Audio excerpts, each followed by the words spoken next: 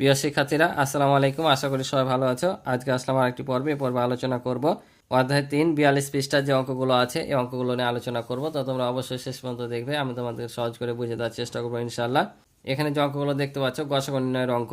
তো এখানে দুই রকম অঙ্ক দেওয়া আছে, একটা হচ্ছে যৌগিক সংখ্যা আর একটি মৌলিক সংখ্যা থাকলে গসাগু কীভাবে বের করতে হয়, আর সবগুলো যৌগিক থাকলে কীভাবে বের করতে হয় সেই নিয়মের অঙ্ক দেওয়া আছে। তো অবশ্যই তোমরা ক্লাসটি শেষ পর্যন্ত মনোযোগ দিয়ে দেখবে, আমি তোমাদের সহজভাবে বুঝিয়ে দেবো। তো আমার ক্লাসগুলো আমি সাধারণত ধারাবাহিকভাবে দিয়ে থাকি। তো আমার ক্লাসগুলো যদি তোমরা ধারাবাহিকভাবে দেখে থাকো তাহলে তোমাদেরকে আমি আশা করি যে অন্য কোথাও প্রাইভেট পড়া লাগবে না, তোমরা এখান থেকেই শিখে নিতে পারবা। তো চলো আমরা অঙ্কগুলো শুরু করি। তো এখানে দেখো ওরা যেভাবে করে দিয়েছে আমি তোমাদেরকে বুঝিয়ে দেবো, আর যেগুলো এখানে করা নাই সেগুলো তোমাদের আমি খাতায় করে দেবো, ঠিক আছে। তো এখানে বলছে দেখো 13 ও 16 এর গসাগু নির্ণয় করি, অর্থাৎ এখানে 13 এবং 16 গসাগু নির্ণয় করতে হবে। তো আমরা এখানে দেখতে পাচ্ছি যে 13 হচ্ছে মৌলিক সংখ্যা আর 16 হচ্ছে যৌগিক সংখ্যা। তো মৌলিক সংখ্যা হচ্ছে 1 এবং ওই সংখ্যা ছাড়া আর কোনো সংখ্যা দ্বারা নিঃশেষে বিভাজ্য হবে না, অর্থাৎ মৌলিক সংখ্যা দুইটি মাত্র গুণনীয়ক, আর যৌগিক সংখ্যা হচ্ছে দুইয়ের বেশি গুণনীয়ক থাকবে। তো 13 মৌলিক, এটা হচ্ছে যৌগিক, তাই বলছে 13 এর গুণনীয়ক। তো 13কে কী দিয়ে ভাঙা যায় বললাম, 1 এবং ওই সংখ্যা, অর্থাৎ 1 এবং 13, আর কোনো সংখ্যা দ্বারা ভাঙানো যাবে না, তাহলে এখানে 1 আর 13 বসবে। আর 16 এর গুণনীয়কগুলো কী কী দিয়ে ভাঙা যায়, একটা হচ্ছে 1 দিয়ে যাবে, 1 দিয়ে যে কোনো সংখ্যাকে ভাগ যাবে, মৌলিক যৌগিক সব। তাহলে 1 যাবে, এটাকে 2 দিয়ে ভাঙলে কত হয়, 8 2 16। আবার কত দিয়ে যায়, 4 দিয়ে যায়, 4 4 16। আবার আমরা এখানে ভেঙে পেয়েছি কত, 8 2 16, তাহলে এখানে 8 আর একবার 16 যাবে, অর্থাৎ যে কোনো সংখ্যাকে 1 এবং ওই সংখ্যা দ্বারা ভাগ করা যাবে, সেটা যৌগিক হোক আর মৌলিক হোক। তার মানে এখানে দেখো মৌলিকও ভেঙেছি, 1 এবং ওই সংখ্যা পেয়েছি, যৌগিকও ভেঙে 1 এবং ওই সংখ্যা পেলাম, অর্থাৎ মৌলিক যৌগিক বলে কথা নাই, যে কোনো সংখ্যাকে 1 এবং ওই সংখ্যা দ্বারা যাবে। আর মৌলিক সংখ্যাকে শুধুমাত্র 1 এবং ওই সংখ্যা ছাড়া আর কোনো সংখ্যা দ্বারা ভাগ করা যাবে না। এখন বলছে 13 16 সাধারণ গুণনীয়কগুলো এখানে বসাতে হবে। তো সাধারণ গুণনীয়ক কি, আমরা পূর্ব পৃষ্ঠায় শিখেছি যে সাধারণ গুণনীয়ক হচ্ছে এই সংখ্যাগুলোর মধ্যে যে সংখ্যাগুলো মিলবে সেগুলো হচ্ছে সাধারণ গুণনীয়ক, অর্থাৎ দুইটি সংখ্যার মধ্যে বা ততোধিক একাধিক সংখ্যার মধ্যে, দুইটি সংখ্যার মধ্যে বা তার বেশি সংখ্যার মধ্যে তোমার যে সংখ্যাগুলো গুণনীয়কগুলো মিলবে সেগুলো হচ্ছে সাধারণ গুণনীয়ক। তো এখানে দেখো আমরা দেখতে পাচ্ছি যে 1 ছাড়া কিছু মিলছে না, আছে কি দেখো কিছু নাই, শুধুমাত্র 1 মিলছে, তাহলে এখানে সাধারণ গুণনীয়ক 1। আর 13 ও 16 এর গসাগু কত হবে, একই হবে, কারণ আমরা জানি যে সাধারণ গুণনীয়কের মধ্যে সবচেয়ে বড়টা হয় গরিষ্ঠ সাধারণ গুণনীয়ক গসাগু, কিন্তু এখানে তো 1 ছাড়া কোনো গুণনীয়ক নাই, তার মানে এটা হবে গসাগু। তো এখান থেকে তোমরা জেনে নাও, তোমাদের এটা টিক চিহ্ন আসতে পারে যে যদি 2 বা ততোধিক সংখ্যার মধ্যে কোনো সাধারণ গুণনীয়ক না থাকে তাহলে তাদের গসাগু কত হবে, তাহলে তোমাদের উত্তর হবে 1, কারণ 2 বা ততোধিক সংখ্যার মধ্যে কোনো সাধারণ গুণনীয়ক না থাকলে গসাগু হয় 1, ঠিক আছে। এখানে কিন্তু এটা লেখাও আছে, 2 বা ততোধিক সংখ্যার সাধারণ গুণনীয়ক শুধু 1 হলে সংখ্যার গসাগু একই হবে, ঠিক আছে। আর ওইটা সংখ্যা হবে লিখতে পারো যে 2 বা ততোধিক সংখ্যার মধ্যে কোনো সাধারণ গুণনীয়ক না থাকলে গসাগু হবে 1। এটাও দেখো এরকম সেম, 11 ও 17 এর গসাগু নির্ণয় করি। তো এখানে আবার আমরা দেখতে পাচ্ছি 11 আর 17 দুটাই মৌলিক সংখ্যা, তার মানে দুটারই 2টা করে গুণনীয়ক, অর্থাৎ 11 এর গুণনীয়ক হবে 1 আর 11 নিজে, ঠিক আছে। আর 17 এর গুণনীয়ক হবে 1 এবং 17 নিজে, তাহলে 11 ও 17 সাধারণ গুণনীয়ক হবে 1, তাহলে 11 ও 17 এর গসাগু হবে 1, ঠিক আছে, কারণ তাদের মধ্যে কি 1 ছাড়া কোনো সাধারণ গুণনীয়ক নাই, ঠিক আছে। তাই 2 বা ততোধিক মৌলিক সংখ্যার গসাগু হবে 1। এখানে যেমন বলছে 2 বা ততোধিক সংখ্যার সাধারণ গুণনীয়ক শুধু 1 হলে সংখ্যাগুলোর গসাগু 1 হবে, অর্থাৎ মৌলিকও আছে যৌগিকও আছে, তখন এই কথা বলছে। আবার 2 বা ততোধিক মৌলিক সংখ্যার গসাগু 1 হবে। আর এখানে বলছে 2 বা ততোধিক মৌলিক সংখ্যার গসাগু হবে 1, মানে মৌলিক সংখ্যার সবগুলো মৌলিক সংখ্যা আছে তাহলে গসাগু হবে 1। বুঝতে পারছো, আশা করি বুঝেছো। তো এখানে তোমরা দেখো যে গসাগু নির্ণয় করি, তাহলে এই অঙ্কগুলো দেখো সবগুলো কিন্তু এই অঙ্ক দুইটার মতোই, যেমন 9 আর 11, তার মানে এখানে কি এটা যৌগিক এটা মৌলিক, তাহলে ঠিক এভাবে করতে হবে। তাহলে আমরা এখানে লিখতে হবে 9 এর গুণনীয়ক কি 1 3 9, আর 11 এর গুণনীয়ক হচ্ছে 1, তাহলে সাধারণ গুণনীয়ক কত হবে 1 আর গসাগু হবে 1। তো এই অঙ্কগুলো তোমরা নিজেরাই করতে পারবে, তারপরেও তোমাদের আমি একটু করে দিই। তো দেখো এটা তাহলে আমরা কি করব, গসাগু নির্ণয় করব, তাহলে আমরা এটার আর এটার গুণনীয়ক বের করব। তো লিখি যে 9 এর গুণনীয়ক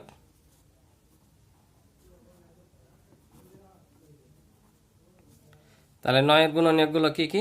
একটা হচ্ছে আমরা পাবো 1, 3 আর 9, কারণ 1 দিয়ে যে কোনো সংখ্যাকে ভাগ যায় আর ওই সংখ্যাটায় থাকবে 2টা, আর 9কে 3 দিয়ে ভাগ যায়, তাহলে 3 তিরিকে 9। এবার লিখব 11 গুণনীয়ক। তো 11 কোন সংখ্যা? মৌলিক সংখ্যা। তাহলে এর গুণনীয়ক কী কী হবে? 1 এবং ওই নিজেই। তাহলে এখানে লিখব 1 আর 11, ঠিক আছে। এখন দেখো এগুলোর কি কোনো সাধারণ গুণনীয়ক আছে? এই 1 ছাড়া অন্য কোনো গুণনীয়ক নাই, অর্থাৎ এই উপরের অঙ্কগুলোর মতোই। তাহলে আমরা লিখবো এখন 9 ও 11 সাধারণ গুণনীয়ক। তাহলে 9 ও 11 সাধারণ গুণনীয়ক হবে কত? 1। আর 9 ও 11 এর গসাগু তাহলে কত হবে? গসাগু 1, কারণ 2 বা ততোধিক সংখ্যার মধ্যে কোনো সাধারণ গুণনীয়ক না থাকলে তাদের গসাগু হয় 1। এদের মধ্যে যেহেতু কোনো সাধারণ গুণনীয়ক নাই 1 ছাড়া, তাই এটা হবে 1 গসাগু। এটা হচ্ছে উত্তর। আশা করি বুঝেছো। তাহলে দেখো পরের অঙ্কগুলো যেহেতু একই রকমই, আমি জাস্ট তোমাদের এটা করে দিলাম যে 17, 18। তাহলে 17 এর গুণনীয়ক, 17 একটি মৌলিক সংখ্যা, তাহলে এর গুণনীয়ক হবে 1 ও 17। 18 এর গুণনীয়কগুলো হবে 18কে 1 দিয়ে, 2 দিয়ে, 3 দিয়ে, 6 দিয়ে, 9 দিয়ে, 18 দিয়ে ভাঙানো যায়, বুঝতে পারছো? তাহলে এগুলো হচ্ছে তার গুণনীয়ক। কিন্তু এখানে যত গুণনীয়ক থাক না কেন, এখানে 17 সাথে মিলছে না 1 ছাড়া, তাই 17, 18 এর সাধারণ গুণনীয়ক হচ্ছে 1, আর 17, 18 গসাগু হবে 1।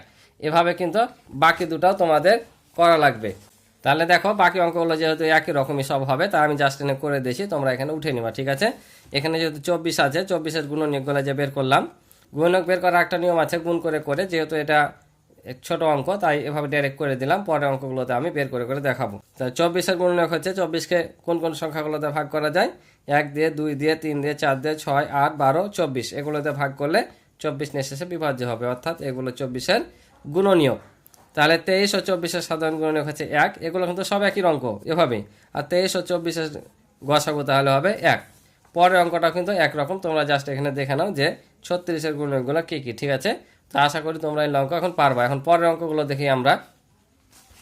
তো এখানে দেখো পরের অঙ্ক বলছে যে নিচের সংখ্যা রেখায় 18 এর গুণনীয়ক বৃত্ত দ্বারা এবং 20 এর গুণনীয়ক চতুর্ভুজ দ্বারা চিহ্নিত করে সাধারণ গুণনীয়ক বের করি এবং গসাগু নির্ণয় করি। অর্থাৎ এখানে যে তোমরা দেখতে পাচ্ছ, এটাকে বলে সংখ্যা রেখা, অর্থাৎ যে রেখার সাহায্যে সংখ্যা উপস্থাপন করা হয় সেটাকে বলে সংখ্যা রেখা। তো এখানে সংখ্যা রেখা দেওয়া আছে, এখানে 18 গুণনীয়কগুলোকে তোমার আবদ্ধ করতে হবে বৃত্ত দ্বারা, আর 20-এর গুণনীয়কগুলো হচ্ছে চতুর্ভুজ দ্বারা। তারপরে যে দুটা উভয়ের মধ্যে থাকবে সেটার আমাদের সাধারণ গুণনীয়ক বের করে গসাগু নির্ণয় করতে হবে। তো কীভাবে করতে হবে দেখায় চলো। তো কীভাবে করতে হবে তাহলে দেখো, বৃত্ত, তাহলে আমরা 18 গুণনীয়কগুলো প্রথমে খুঁজি। আমরা তো এখান থেকে 18 গুণনীয়ক পাইলাম, কত কত? 1, 2, 3। এখানে যেমন যে বৃত্ত দেখবো, বৃত্ত বলেছে 1, তারপর হচ্ছে তোমার 2, 9 2 18 হয়, 3 6 18 হয়, তাহলে 6 হবে একটা, 3 6 18, তারপর 9 2 18, আর একটা হচ্ছে 18 নিজেই হবে, অর্থাৎ এইটা, বুঝতে পারছো? এবার 20-এর গুণনীয়ক বলেছে, এটাকে চতুর্ভুজ দ্বারা। তাহলে 20-এর গুণনীয়ক 20-কে কী কী দেওয়া যায়? 20-কে তো 1 দিয়ে যাবেই, ঠিক আছে না? 20-কে 1 দিয়ে যাবে, তাহলে আমরা 1-কে চতুর্ভুজ দ্বারা আবদ্ধ করি, ঠিক আছে। আর কত দিয়ে যায়? 2 দিয়ে, তাহলে এটাকেও আমরা 2 দিয়ে ঘেরবো। তারপর কত যাবে? 4 5 20 হয়, এই যে 4। তারপর হচ্ছে 5ও হবে, 4 5 20। আর একটা হয় 10 2 20, এই যে 10, ঠিক আছে। আর একটা 20 নিজেই হবে। তাহলে এবার দেখো আমরা এখানে দেখতে পাচ্ছি যে 1 এবং 2 বৃত্ত চতুর্ভুজ দুটাই একসাথে পড়েছে, ঠিক আছে। তার মানে 1 হচ্ছে 18-এর গুণনীয়ক, কারণ 1 তো সবার গুণনীয়ক হয়, আর 2 হচ্ছে 18-এর গুণনীয়ক, 20-এরও গুণনীয়ক, যেহেতু বৃত্ত চতুর্ভুজ এক জায়গাতে আছে আমরা দেখতে পাচ্ছি। তার মানে আমরা বুঝতে পারছি যে 1 2 18 এবং 20 উভয়েরই সাধারণ গুণনীয়ক, ঠিক আছে। তাহলে এখন বলছে 18 ও 20-এর সাধারণ গুণনীয়কগুলো হচ্ছে 1 আর 2, এটা ছাড়া আর কোনো মিলছে না। আর আমরা জানি সাধারণ গুণনীয়কের মধ্যে সবচেয়ে বড় যেটা গুণনীয়ক সেটা হয় গরিষ্ঠ সাধারণ গুণনীয়ক গসাগু। তাই এখানে বলছে 18 ও 20-এর গসাগু হচ্ছে, তাহলে কত হবে? 2 হবে, অর্থাৎ সবচেয়ে বড়টা, বুঝতে পারছো? এটাই ছিল উত্তর। এবার বলছে গসাগু নির্ণয় করি। এগুলো আমাদের এখন গসাগু নির্ণয় করতে হবে। আমরা এখানে যেভাবে বের করলাম ঠিক সেভাবে আমাদের এখানে কি করতে হবে? এখন গসাগু বের করতে হবে। তো চলো আমরা খাতায় তোমাদের করে দিই।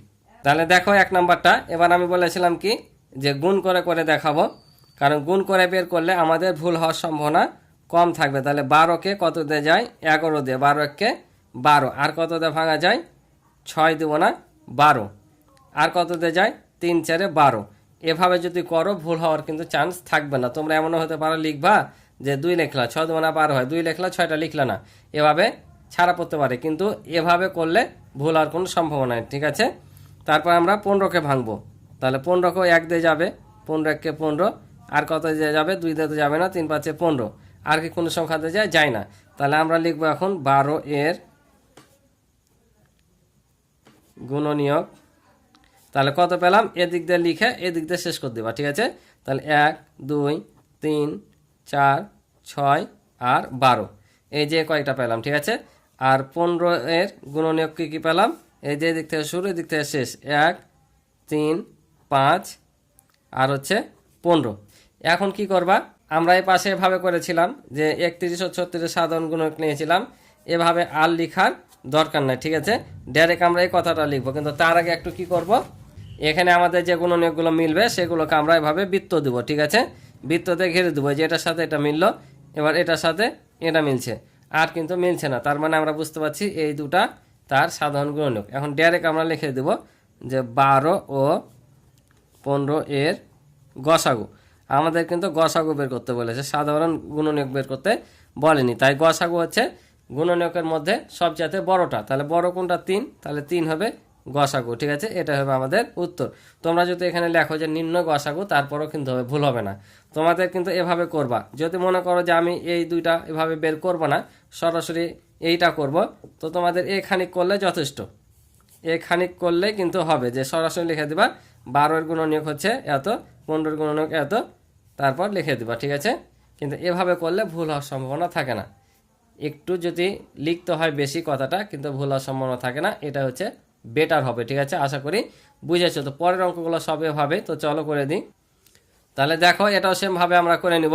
তাহলে 18কে যদি ভাঙি, তাহলে 18 1-কে 18, তারপর হচ্ছে 9 2 না 18, তারপর হচ্ছে 3 6 18, আর যাবে, আর কিন্তু যাবে না।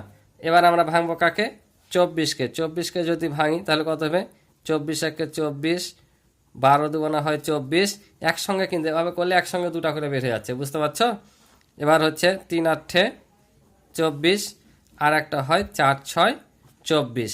তাহলে এবার লিখবো 18 এর গুণনীয়ক। 18 এর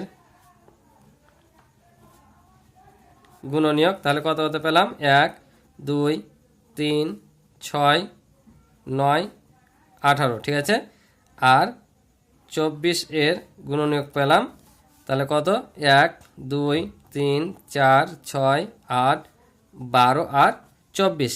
তাহলে এখন যদি আমরা আবদ্ধ করি, এই যে এটা মিলছে, তোমরা একসাথেও কিন্তু নিতে পারো, হ্যাঁ, কিন্তু অনেক দূরে দূরে হলে নেওয়ার সমস্যা হয়, ওই জন্য আমি একটা একটা করে নিয়ে শিখাই। ঠিক আছে, এটার সাথে এটা, আর মিলছে কি কিছু, দেখো তো, আর কিন্তু মিলছে না। যেহেতু আর কিছু মিলছে না, তাহলে আমাদের সাধারণগুলো কি পেলাম, এগুলো পেলাম। তাহলে এদের মধ্যে সবচেয়ে বড় কত, 6, তাহলে আমাদের গসাগু কত হবে 6। তাহলে 18 ও 24 এর গসাগু তাহলে 6, এটা হবে আমাদের উত্তর। আশা করি বুঝেছো। তো পরের দুটা একই রকমই, তোমাদের এটা হোমওয়ার্ক থাকলো, তোমরা বাড়িতে এটা চেষ্টা করবে। ঠিক আছে, আশা করি তোমরা পারবে। তো পরের অঙ্ক দেখো, বলছে 16 এবং 18 সংখ্যা নিয়ে গসাগু নির্ণয়ের একটি গল্প তৈরি করি।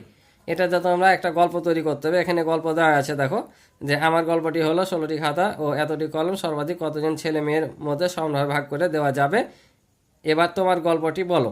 তোমরা এখানে যে কোনো একটি গল্প লিখে দিবা। ঠিক আছে, ওরা খাতা দিয়ে বলেছে, তোমরা লিখবা যে 16টি আম ও 18টি লিচু সর্বোচ্চ কতজন ছেলে মেয়ের মধ্যে ভাগ করে দেওয়া যাবে। এভাবে বিভিন্নভাবে গল্প তৈরি করতে পারো, বুঝতে পারছো। তো আজকে এ পর্যন্ত ছিল পর্বের অঙ্ক, আশা করি বুঝেছ। ক্লাসটি ভালো লাগলে অবশ্যই চ্যানেলটি সাবস্ক্রাইব করে পাশে রইবে এবং ভিডিও দেখতে লাইক কমেন্ট করে দিবে। আর ইতিপূর্বে যারা আমার চ্যানেলটি সাবস্ক্রাইব করে রয়েছে তাদেরকে অসংখ্য ধন্যবাদ। আমার পূর্বের ক্লাসগুলো দেখতে এই ভিডিও ডিসক্রিপশনে লিঙ্ক পেয়ে যাবে, সেখান থেকে তোমরা দেখে নিতে পারো। তো আজকে ভালো থাকো, সুস্থ থাকো, আল্লাহ হাফেজ।